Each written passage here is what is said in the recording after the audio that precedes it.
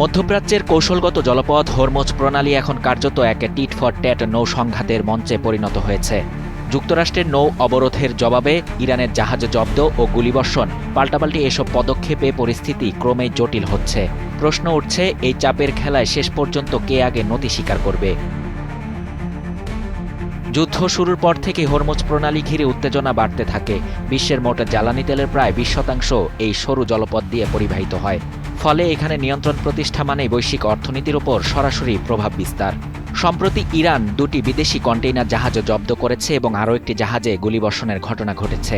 ইরানের দাবি, অনুমতি ছাড়া প্রণালী ব্যবহার করা এসব ব্যবস্থা নেওয়া হয়েছে। এর আগে যুক্তরাষ্ট্র ইরানের জাহাজ আটকে দেয়া বা ঘুরিয়ে দেওয়ার পদক্ষেপ নেয়, যা সংঘাতকে নতুন মাত্রা দেয়। এপ্রিলের মাঝামাঝি থেকে যুক্তরাষ্ট্র ইরানের বন্দরগুলো কার্যত অবরুদ্ধ করে রেখেছে। মার্কিন সামরিক বাহিনী বলছে, এই পদক্ষেপের লক্ষ্য ইরানের তেল রপ্তানি ব্যাহত করা। জবাবে ইরানও প্রণালীতে নিজেদের নিয়ন্ত্রণ জোরদার করেছে, এমনকি অনুমতিভিত্তিক চলাচল ব্যবস্থাও চালু করেছে বলে বিভিন্ন প্রতিবেদনে উঠে এসেছে। বিশ্লেষকরা বলছেন, এটি এখন সরাসরি সামরিক সংঘর্ষ নয়, বরং কৌশলগত ধৈর্যের লড়াই। উভয় পক্ষই একে অপরকে অর্থনৈতিক ও সামরিকভাবে চাপে রাখতে চাইছে, কিন্তু পূর্ণমাত্রার যুদ্ধের ঝুঁকিও এড়িয়ে চলার চেষ্টা করছে। আন্তর্জাতিক বিশ্লেষকদের মতে বর্তমান পরিস্থিতি এক ধরনের নৌ অচলাবস্থা তৈরি করেছে। প্রণালীর প্রবেশ ও প্রস্থান দুই দিকেই কার্যত ভিন্ন শক্তির নিয়ন্ত্রণ থাকায় জাহাজ চলাচল অনিশ্চয়তায় পড়েছে। এতে বৈশ্বিক সরবরাহ ব্যবস্থায় চাপ তৈরি হচ্ছে। ইতোমধ্যে তেলের বাজারে এর প্রভাব পড়তে শুরু করেছে। যুদ্ধের আগে যেখানে তেলের দাম ছিল তুলনামূলক কম, এখন তা $100 উপরে ওঠানামা করছে। বিশ্লেষকরা আশঙ্কা করছেন, হরমুজে উত্তেজনা দীর্ঘায়িত হলে মূল্যস্ফীতি ও জ্বালানি সংকট আরও বাড়তে পারে।